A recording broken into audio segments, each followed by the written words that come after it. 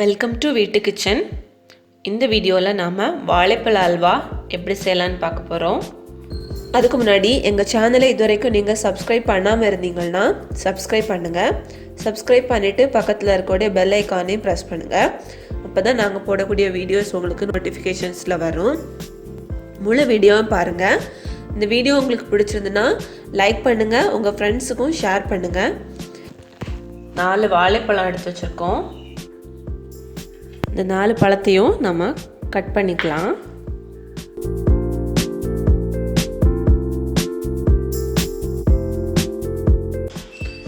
இதே நீ ஒரு மிக்ஸி பவுலில் போட்டுக்கலாம்.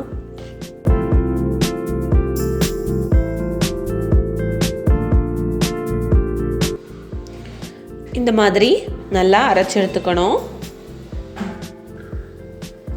ஃபஸ்ட்டு ஒரு பேன் அடுப்பில் வச்சுருக்கோம். இதில் 1 ஸ்பூன் நெய் விட்டுக்கலாம்.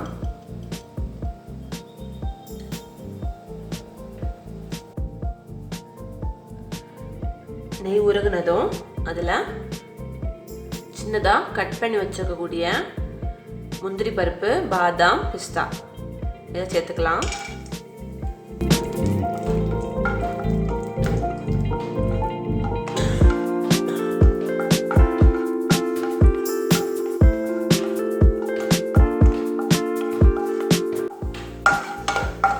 இது இப்போ வறுபட்டாச்சு. இதை இனி வேறு பாத்திரத்துக்கு மாற்றிக்கலாம். அதே பாத்திரத்தை அடுப்பில் வச்சு நாம் அரைச்சி வச்சிருக்கக்கூடிய இந்த வாழைப்பழத்தை அதில் சேர்த்துக்கலாம்.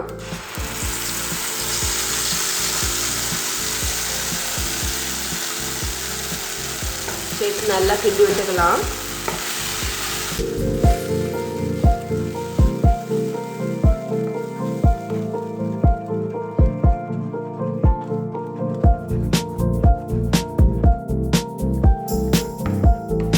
வாழைப்பழம் இந்த அளவுக்கு வந்துடுச்சு. இது வந்து நான்ஸ்டிக் பேனாக இருந்ததுன்னா உங்களுக்கு வந்து ஈஸியாக இருக்கும். சைடில் ஒட்டாமல் நம்ம இலக்கி எடுத்துக்கலாம். இல்லைன்னா நல்லா சீக்கிரமே ஒட்டும். வாழைப்பழம் இந்த அளவு வெந்தாச்சு இருக்கட்டும். இனி ஒரு பவுல் எடுத்து அதில் 4 ஸ்பூன் கார்ன்ஃப்ளவர் சேர்க்கிறோம். கூடால 1 ஸ்பூன் கோதுமை மாவு சேர்க்கிறோம்.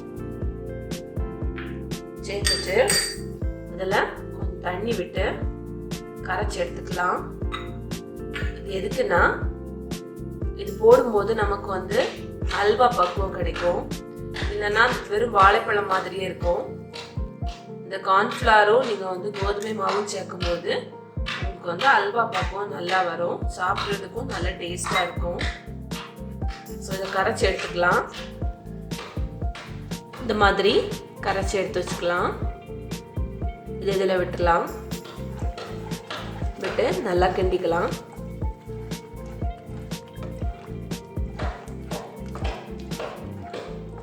வாழைப்பழம் நம்ம தண்ணி விடாமல் தான் அரைச்சிருக்கோம். ஸோ அதில் இந்த மாவு சேர்க்கும்போது உங்களுக்கு வந்து சீக்கிரமாகவே கட்டி ஆகும். ஸோ நீங்கள் கை விடாமல் கிண்ட வேண்டியிருக்கும்.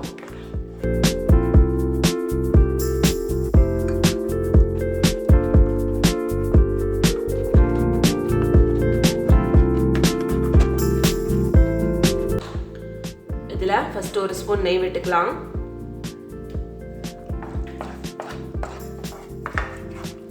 மொத்தம் நம்ம 5 ஸ்பூன் நெய் விட வேண்டியிருக்கோம்.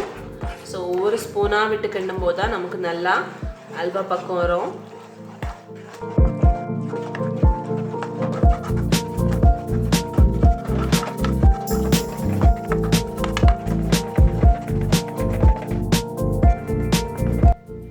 இதில் 1 கப்பு சர்க்கரை சேர்த்துக்கலாம்.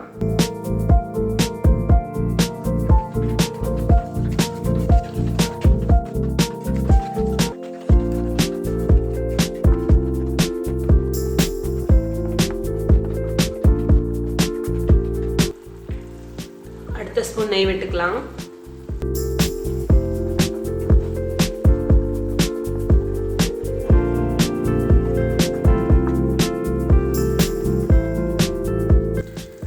கூட்டாலே 2 ஸ்பூன் நெய் விட்டுக்கலாம்.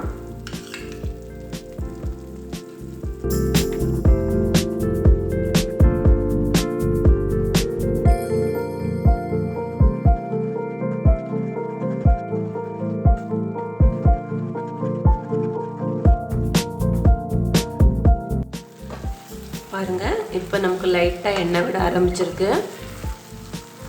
இனி இந்த கடைசி ஒரு ஸ்பூன் நெய்யை நம்ம விட்டுடலாம்.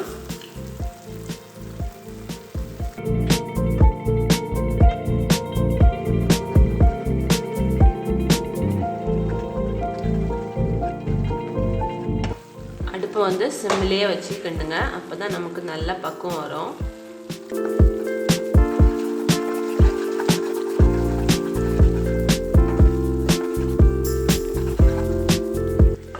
இப்போ நமக்கு நெய் சைடில் விட ஆரம்பிச்சிருக்கு பாருங்கள். அல்வா பக்குவத்துக்கு வந்தாச்சு. இந்த இடத்துல நம்ம வறுத்து வச்சிருக்கக்கூடிய இந்த முந்திரி பருப்பு சேர்த்துக்கலாம். கூடவே பொடிச்சு வச்சிருக்கக்கூடிய ஏலக்காயும் சேர்த்துக்கலாம். சேர்த்து நல்லா கிண்டி விட்டுக்கலாம்.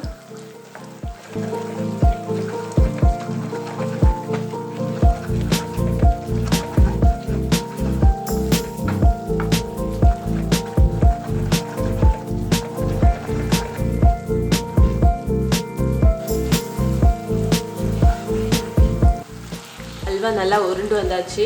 இந்த ஸ்டேஜில் நாம் அடுப்பை ஆஃப் பண்ணிக்கலாம். இனி இதை வேற ஒரு பாத்திரத்துக்கு மாற்றிக்கலாம். பாருங்கள், சைட்லலாம் நல்லா ஆயில் விட்டு வந்திருக்கு. அடுப்பு ஆஃப் பண்ண பிறகும் நமக்கு வந்து நல்லா வந்திருக்கு. இதை இனி ஒரு பாத்திரத்தில் ஆயில் தடவி அதில் மாற்றிக்கலாம்.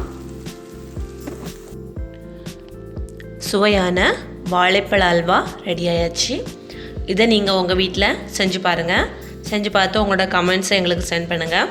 சாப்பிட்றதுக்கு நல்ல டேஸ்ட்டாக இருக்கும், டிஃப்ரெண்ட்டாக இருக்கும். நம்ம நார்மல் அல்வா சாப்பிட்றத விட இது நல்லாயிருக்கும்.